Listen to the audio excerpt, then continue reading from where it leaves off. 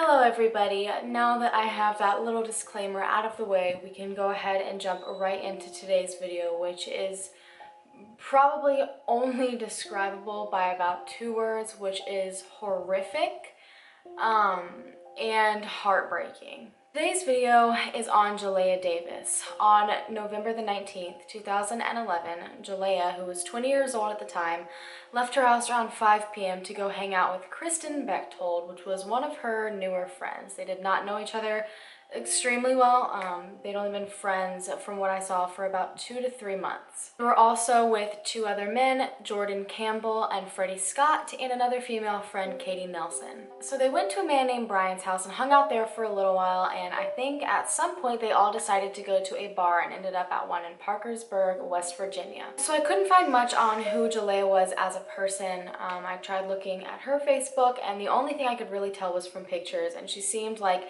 an extremely happy person who loved her sister, loved her mother, had a great relationship with her family, and she just seemed to be just like a fun-loving girl, just from what I could tell by pictures. So throughout the entire night, Jaleayah was texting her sister that I'm pretty sure it's pronounced Toby, her mother Kim, and a couple of other friends. All of a sudden at 3:28 a.m., Jaleayah called her sister Toby and asked her to pick her up at a BP station. At this point, she didn't seem too distressed, but Toby did hear in the phone call Jaleayah asked this girl, Kristen, to give her keys back. Then 5 minutes later at 3:33, Jaleayah called her sister once again and asked her to switch up the location of where they were going to meet. This time she wanted to be picked up at a rest stop at the Williamston exit.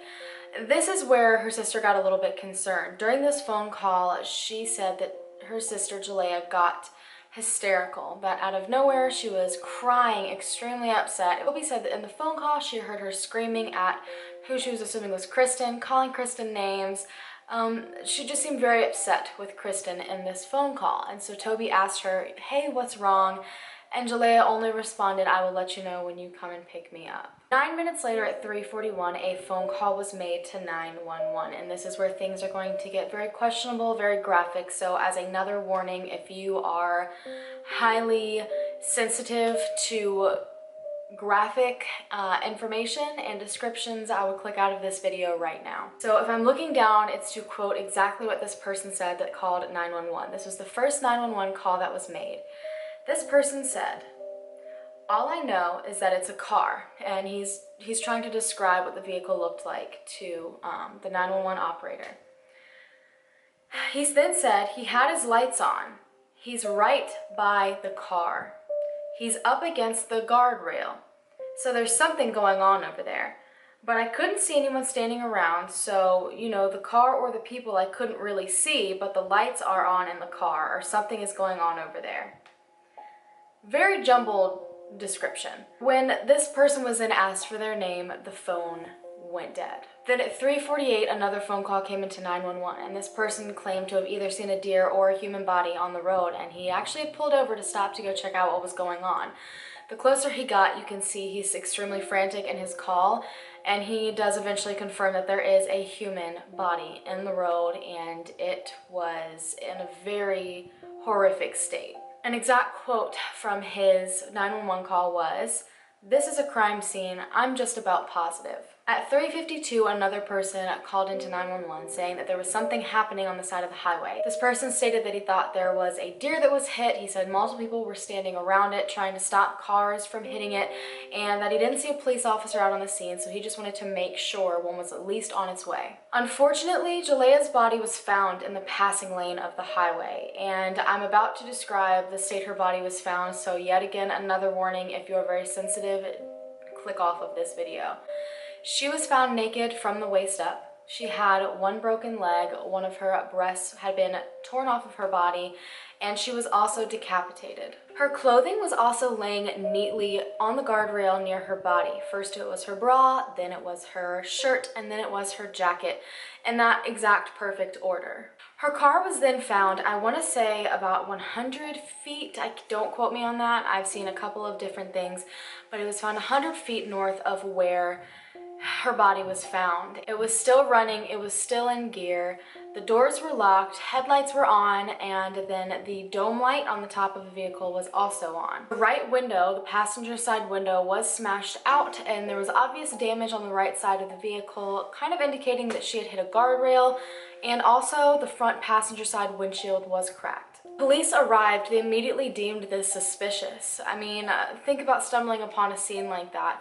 And then from the evidence they saw on her own vehicle, they were almost 100% positive that she had been hit with her own car. Based on the evidence they had right then and there, they assumed that she was ejected from the driver's seat out of the passenger side window, where she then hit the guardrail, because they did find blood and other matter on the outside of the guardrail on the posts, and they assumed that's what decapitated her and killed her. Police went to Kristen's house, the friend that she was with that night, shortly afterwards. I don't have an exact time frame, I couldn't find one, but when they went to the house, I'm pretty sure it was early hours in the morning, and they knocked on the door and got absolutely no response. So they left a card in the door, and then they went to take a look at the vehicles that were parked in the driveway and noticed that one of the vehicles was just starting to form a frost, and the other vehicle had like a hard layer of frost on it, meaning that the one specific vehicle had been driven recently. This is when all of the friends started being questioned, because at this point in time, no one had any idea what happened to Jaleayah. Kristen, within 12 hours of Jaleayah's death, had hired herself a lawyer, and then also about 12 hours afterwards, Katie Nelson came in voluntarily to be questioned by the police. She claimed that herself, Freddie, and Kristen dropped Jaleayah off at where her car was, which I am assuming was at Brian's house. She then stated that they went to a McDonald's, and then afterwards, her and Kristen were dropped back off at Kristen's house, where she waited for her boyfriend, Chris Latimer, to pick her up,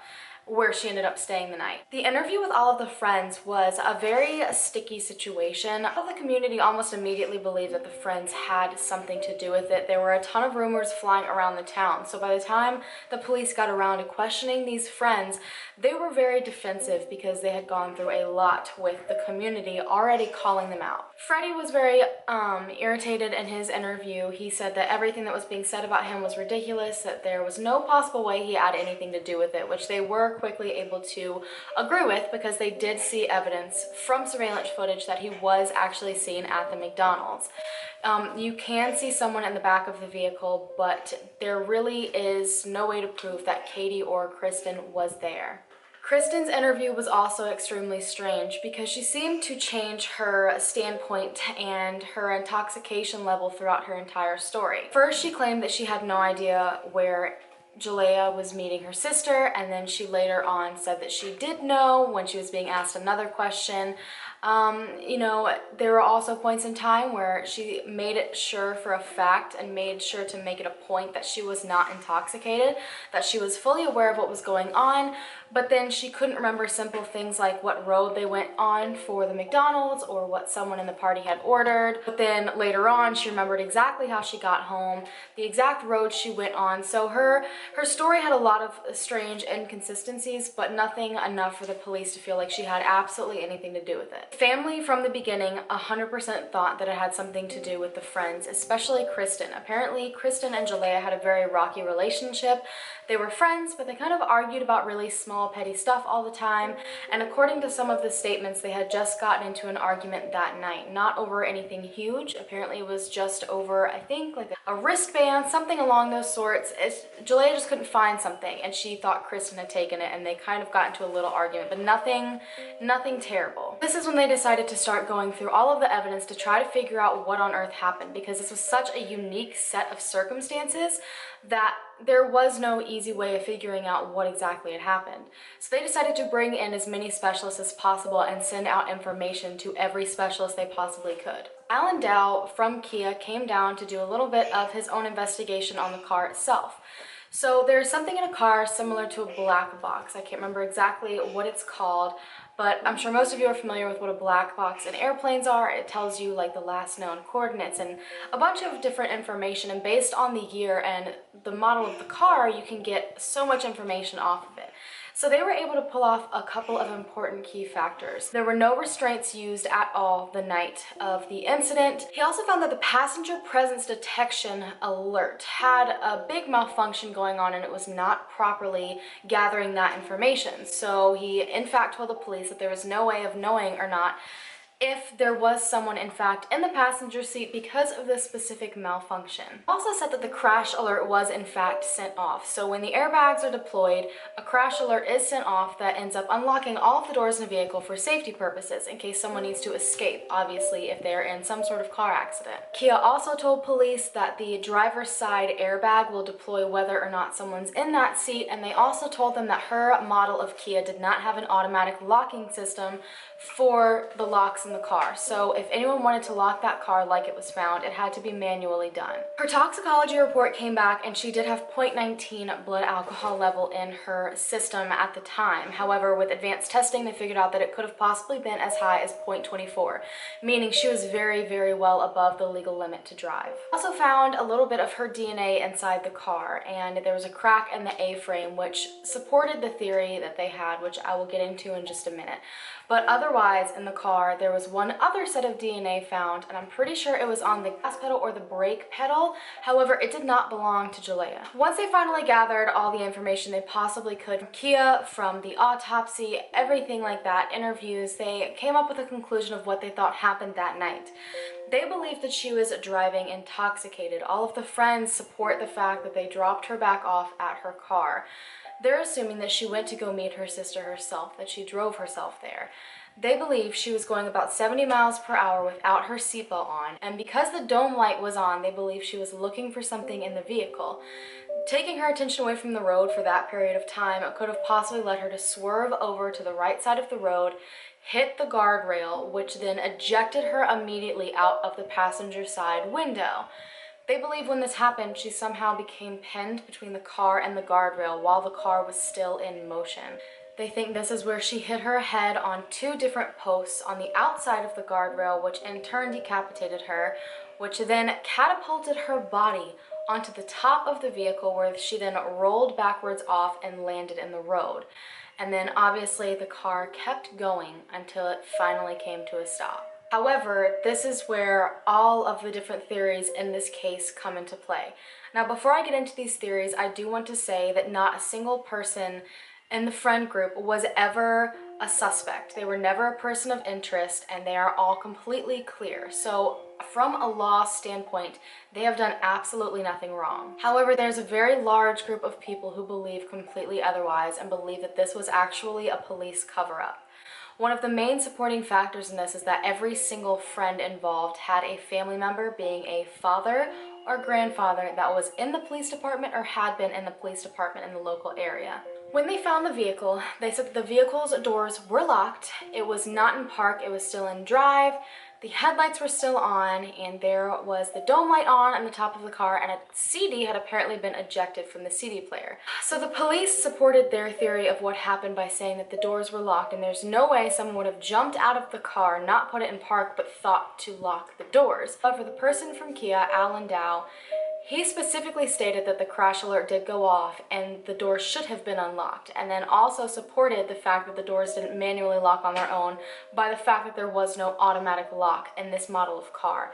So how did the doors lock if someone manually has to lock them? A lot of people are angry at the police that they were using facts in the case that actually could have gone both ways, and they chose to use whichever side benefited them the most. Another reason people believe that this was all a cover-up and someone else was in the vehicle is because of the CD that had been ejected. There was absolutely no airbag dust on the CD, which means it would have had to have been ejected after the crash. However, my thoughts on this personally, from being in a car accident of my own, going roughly the same speed, crazy things can happen to your car. So I think that could also easily be explained by the fact that there was just a pretty bad car accident and the car was kind of malfunctioning a bit and in a fritz and could have just ejected the CD itself. There were also fingerprints seen on the window of the car. A lot of people believe that this was someone else's handprints on the vehicle. However, once again, I have done a lot with fingerprinting in school, And if fingerprints were there to begin with, the dust would have stuck on them. It's almost like putting glue and pouring glitter over top of it. It's kind of the same effect. So that could have also happened after the fact,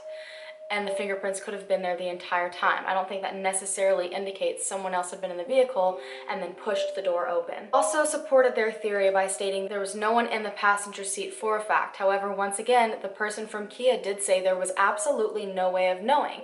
The mechanism that determined that was completely malfunctioning, and when the police asked if that could cause it to read incorrectly, he did state yes, it would cause it to read incorrectly. Once again, people think they were picking which way they wanted it to go, and they chose that no one was in the car with her. So that leads us to the crack in the windshield on the passenger side. From looking at it, it does appear that someone's head possibly went into the glass. However, I feel like there would probably be blood, there would probably be hair. I mean, there was no other DNA on the glass right there. I'm sure they've checked for it.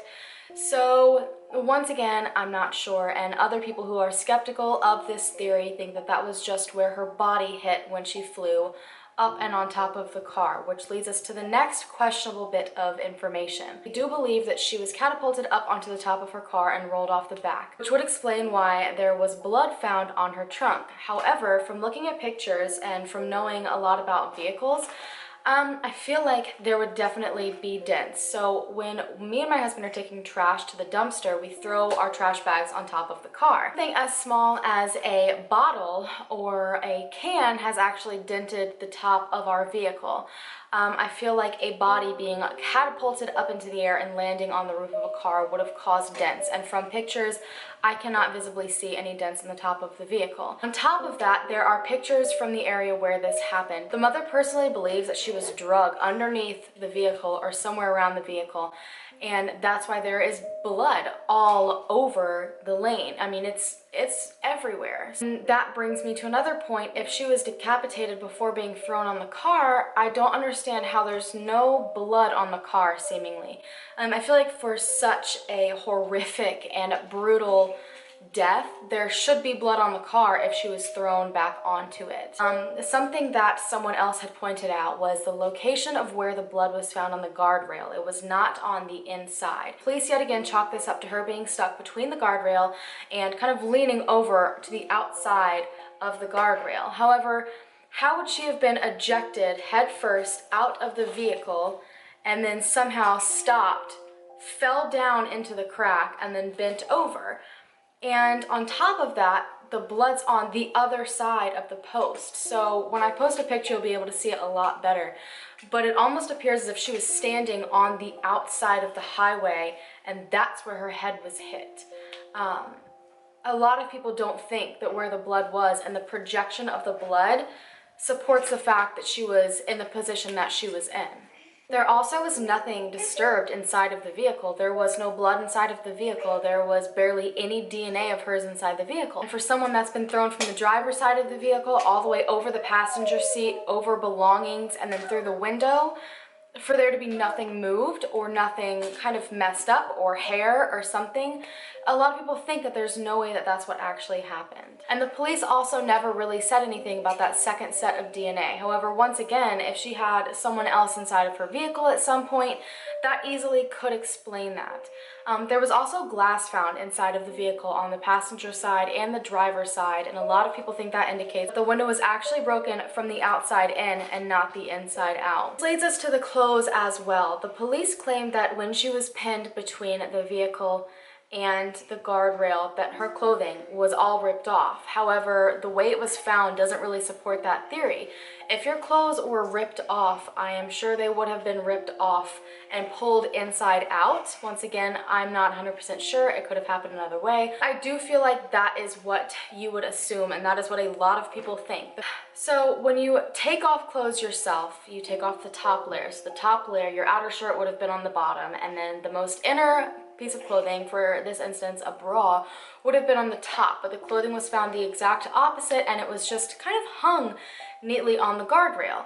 And if she was laying the way she was laying, the top half of her body would have been on the outside of the guardrail, so why are her clothes hung on the inside? The largest theory here is that the friends possibly had something to do with it, and since every single one of them was related to a police officer in some way, shape, or form, that this was one giant cover-up by the police. You know, Jordan seemingly just disappeared out of the story, even though he was a main person that was kind of involved in this. He was with her that night.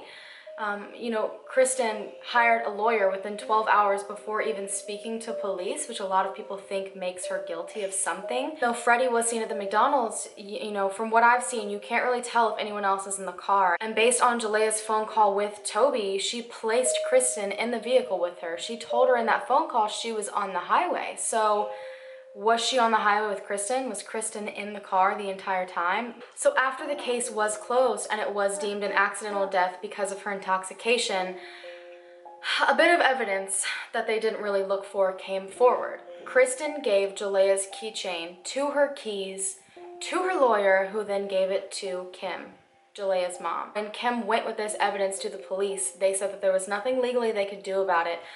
And that made the mother obviously infuriated. I mean, this girl had her keychain this whole entire time. It took, I think, over a year for this case to be closed. So she was essentially hiding this little bit of information the entire time. People think that she purposely did this, that she kept it until after the case was closed and nothing could be legally done with it, that she knew that it would bring further attention to herself. So years later, she actually went on Facebook and made a huge post trying to clear her name desperately because it was affecting her life. She said the reason she had Jaleayah's keychain was because that night she was picked up by her. Jaleayah went to pick Kristen up and they went to Brian's from there. She said that she did not want to bring all of her keys along with her, so she only took the ones that she needed off and then left the keychain with the other keys at her house. However, once again, people think this was a load of crap, essentially, because if that is what happened and she was innocent, she would have just given the keys over to begin with. Jaleayah's mother had actually asked where the keychain was because it was a gift to her and it had a lot of sentimental value to it. According to Kristen, the Davises came over to her house that morning after everything had happened, and at this point Kristen said she had no idea what had happened, what was going on, and apparently the Davises said that Jaleayah had died in a hotel from a drug overdose, and there were 4 suspects.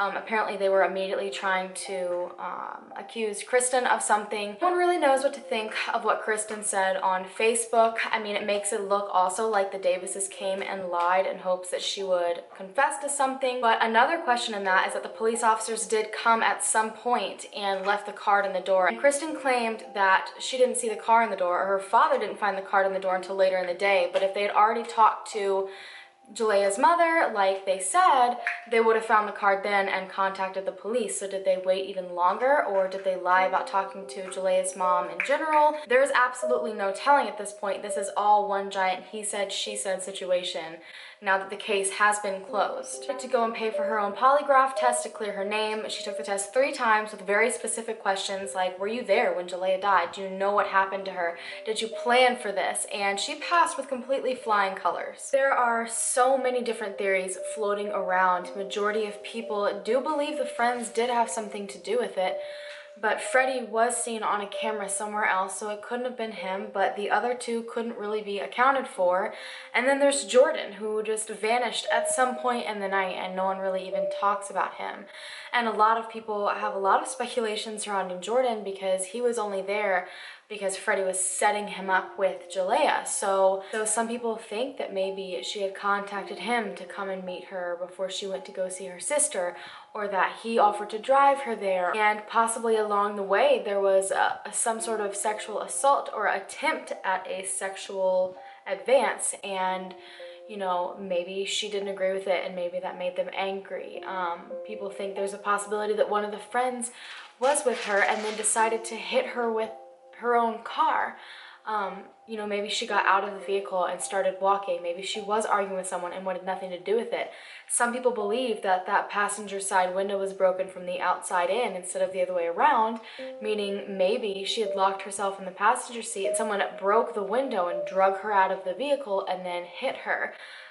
You know, there are so many crazy speculations, and I honestly do think this case does deserve a second look by the FBI. Just the simple fact that the police department supported their theory so largely off of things that could not be 100% determined. They based it off of a ton of faulty equipment and speculation on their part. I understand as police officers, you do the best that you can possibly do, and you can't possibly know everything. There's just too much questionable information here, and I really think they shut this case down a lot faster than they should have. They pride themselves so much in handling the case so well by bringing in so many specialists, yet majority of these specialists told them that they couldn't possibly figure out the information they were trying to figure out. The whole idea of a second person possibly being in the vehicle or a second person having something to do with it because of the way that she was found, it's a huge theory, and there is a possibility. Majority of people do think the friends possibly had her outside of the vehicle, beat her up, and then hit her with her own car. People think she was drugged under the car, beside the car, just in general drugged by the car, and then when they realized that she was still there, they accelerated the car as fast as possible in an attempt to get her out. If you look at some of the pictures of the acceleration marks, it does appear like the body came to rest for a certain period of time. I don't know if that's where they found the body, but right beside that are the acceleration marks. Is that when they realized she possibly was still attached to the vehicle and sped off in hopes of getting her off? There's absolutely no telling, you know. It doesn't make sense to me that a second person involved would have jumped out of the vehicle without putting the car in park, but somehow remembered to lock it. I don't think that's very plausible, but there are too many things that are so incredibly questionable. You know, the mother just wants the case to be seen again. The mother wants the FBI to have something to do with it, and so far they have refused.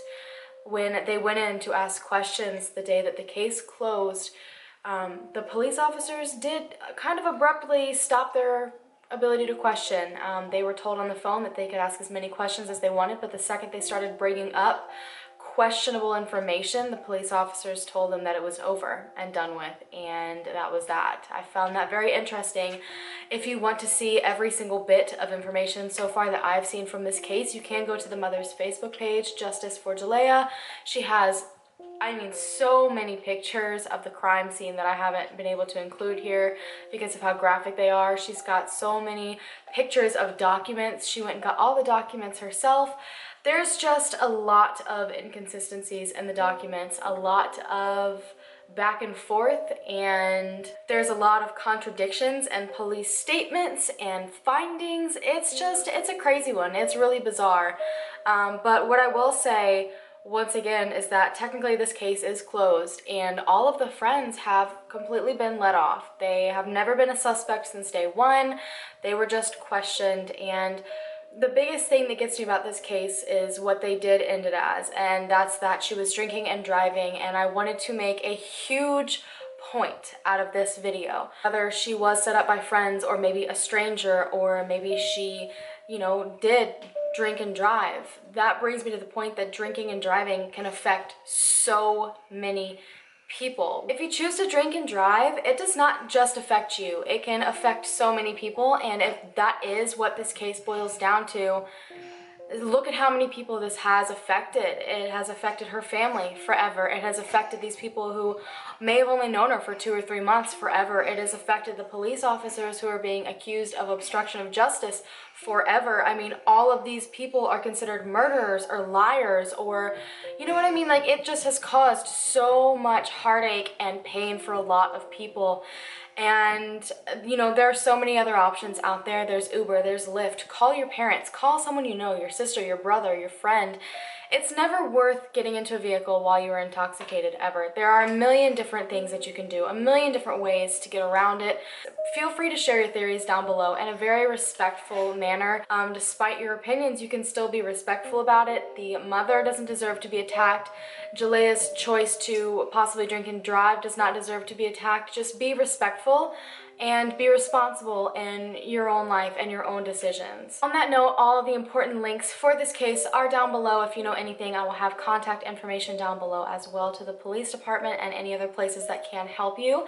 Thank you guys so much for watching my video. I cannot wait to see what you guys have to say. I know this was definitely a rough one to get through.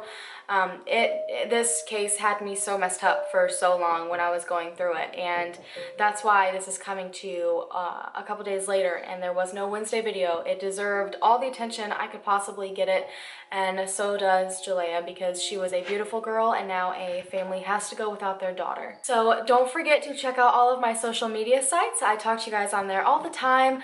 Don't forget to subscribe, become a part of our family. We are growing, and I am so excited about it. I love each and every one of you, and on that note, I'm going to go. I'll see you in the next video. Bye, guys.